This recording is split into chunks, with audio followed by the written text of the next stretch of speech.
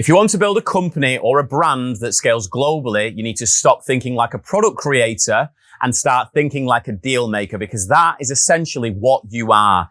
Most founders I work with are brilliant at designing products, building websites, creating content. But when it comes down to negotiating with factories, closing retail partnerships, even structuring licensing deals, they shut down. And that is the difference between a brand that stays small and a brand that can scale globally. Yes, you should want to create something great and give value to your customer, but you also need to profit from it. So today I want to talk to you about why deal making is one of the most underrated skills in brand building. And I'm going to break down the exact mindset and skills that I've accumulated over the last 10 years and sold in over 40 countries now. These are the skills that you need to become confident at doing deals. I want to start with a quick story. A few years ago, I sold a brand into a major retail chain, mid-market level. We're talking thousands of doors across the world. This was massive. But here's what most people don't understand when launching into a global retail chain. One thing about global retail chains, they like to push back, and they push back hard. They want better margins, faster delivery times, exclusivity clauses that could lock you out of other retailers and kill future opportunities. And if you've never done this before, that pressure is extremely intense. But here's what I learned. Even if you've never sat in that room before, you need to hold your own. If they push back on pricing or margin, you need to explain why your pricing is fair and offer alternatives that protect your brand whilst giving them what they need. This is learning to dance with the devil, because a global retailer, although it's great to go into them, they can either make or break your brand if not managed correctly. Those multiple meetings taught me something crucial. You need to walk into every deal ensuring it works for both parties, not just them. Those moments changed how I approach business forever. And deal making isn't about being the loudest person in the room or having the most experience. It's about having the confidence, the preparation, and understanding what both sides actually need in order to win successfully together. So let's talk about what it actually takes to become a great deal maker as a brand owner. And I know that sounds strange because most people think negotiation is stressful, and it is. But it's also one of the most rewarding parts of building a brand. And here is why. Number one, what you are working on is extremely important. When you are negotiating a deal, whether it is a factory, a retailer, an investor, that deal matters. It's going to impact your whole business in an extremely real way. It determines whether you can scale, whether you can produce your next collection or first collection, whether you can actually get product in front of thousands, tens of thousands, millions of customers. And that's exciting. That is meaningful. And that takes me on to number two. Every single deal is different. You'll never have the same negotiation twice. The people change, the contracts change, the context changes, and that keeps things interesting, people on the feet, and it keeps you sharp. If you are constantly learning, you are constantly adapting, and that's what keeps your brand and your life dynamic. And number three, negotiating is intense. And I know it sounds like a negative there, but intensity is where real growth happens. If you're in a high stakes negotiation, you are forced to think clearly, communicate confidently, and make decisions under pressure. Now that honestly, that builds character, that builds resilience, and that makes you a better founder, brand owner, business owner. And it also, more importantly, makes you money. So if you can learn to embrace the intensity of deal making, you are going to grow a lot faster than most founders ever will. So let me break this down even further. I'm going to put it into two categories. There's tangible skills and there's intangible skills. So let's start with the tangible ones. Strong interpersonal skills. And I don't mean you need to be a smooth talker or a salesperson. I mean you need to convey confidence and competence. When you walk into a meeting with a retailer, with a factory owner, they need to believe you know what you are doing. They need to know you are serious. They need to know that you are not wasting their time, because their time is valuable. And the way that you do that is very simple. Be prepared, speak clearly, and be respectful of their time. And number two is confidence with numbers. And I don't mean you need to be a mathematician. AI can help you with everything. But you do need to understand margins, pricing, MOQs, payment terms, freight costs. Because if you don't understand the numbers, it can negatively affect you.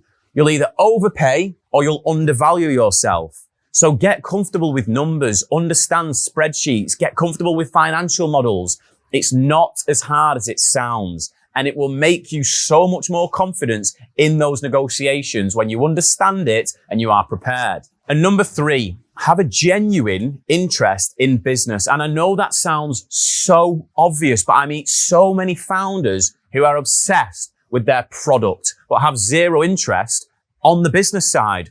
They don't read other brands. They don't follow industry trends. They don't understand how supply chains work or how retail partnerships are structured. I literally have a close friend who's just put $500,000 into their first collection, and they've not even thought about the sales strategy. That's a problem, because if you don't have an understanding of business, you can't make good deals along the way. So start reading, start learning. Even if it's just 10 minutes a day, read about other brands, read about retail partnerships, read how deals are structured in order to sell your product. It will pay off, believe me. And number 4, a vital one, is discretion. When you are negotiating a deal, you are trusted with confidential information, pricing, margin breakdowns, exclusivity terms. You cannot share this information. Loose lips sink ships is what I've always said. You cannot talk about it on social media. You cannot mention it to other suppliers or retailers. Treat every negotiation with discretion, because if you don't, you'll lose trust. And trust is everything in this industry, believe me. And 5, also my favorite, comfort with confrontation. A lot of founders avoid conflict. They want everyone to like them. They want every conversation to be friendly and easy. But negotiation is inherently confrontational. The person on the other side of that table has a different interest to you. They want better terms. They want lower prices. They want more control. And that is why you need to be okay with pushing back. You need to be okay saying no. You need to be okay defending your position, because if you're not, you're going to get walked over. And number 6 is put your brand first. This means responding to important emails immediately, returning important calls quickly, being available when your partners need you. Make sure that they are a priority, because the best deals come from strong relationships, and strong relationships come from showing up consistently and showing your respect. Now let's talk about the intangible skills over this side. Number 1, always be a student. When you're starting out, you don't know everything, and that is okay. Even to this day, I say every day is a school day. But you want to find someone who is really good at doing deals, watch them, learn from them, and ask them great questions. Don't come in with perceived notions about what a good negotiator is. Just observe and learn. I always try and find someone who is good at what I want to do, and then I replicate that. And over time, you develop your own style and your own systems. And that brings me perfectly onto number 2, on intangible skills. You need to have a system. The best deal makers in the world do not wing it. They have a process, a pipeline, a checklist, whatever you want to call it. They have a way of preparing for meetings, structuring conversations, but also follow up afterwards. The money is in the follow up. That system makes you or them consistent, reliable, and profitable. Start by building your own systems, even if it's simple, even if it's just a few notes in your iPhone. I carry a notebook with me everywhere to this day from nearly 10 years ago. I now have my own company, a team. I've literally just invested in an AI software company that tracks all my operations, all my meetings, but I still use a notebook. Having a system will make you so much more effective. And number 3, take control. Most people you're negotiating with want you to take control. They want you to tell them what to do. They want you to guide the conversation, guide the deal. So do it. Don't wait for them to take the lead. Don't hesitate. Say, here's what I think, or here's what I feel we should do. Here's what makes sense for the both of us. Here's what the next step could look like. If you do that confidently, people will naturally follow your lead when going into a negotiation. I have done this for years and it works.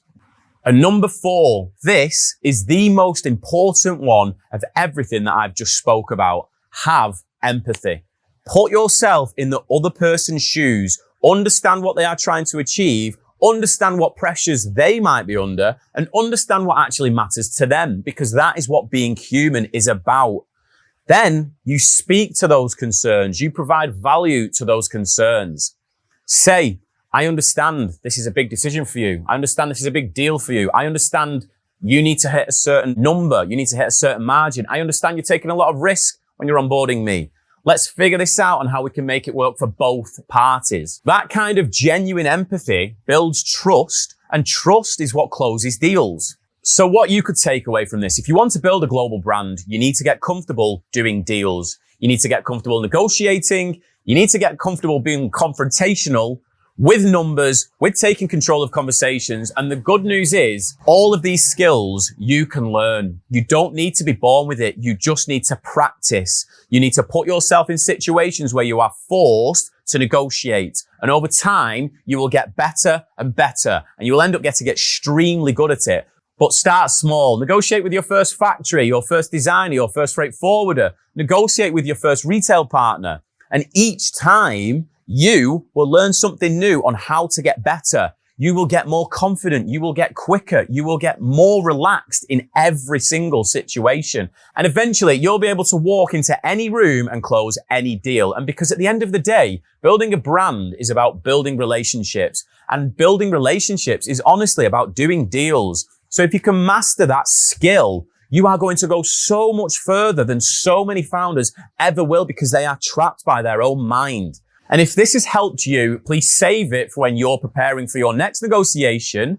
And if you want more frameworks like this, head to brandmap.io. We've built entire systems to help founders scale globally, and I would love to help you do the same. Thank you for watching, and I will see you in the next one.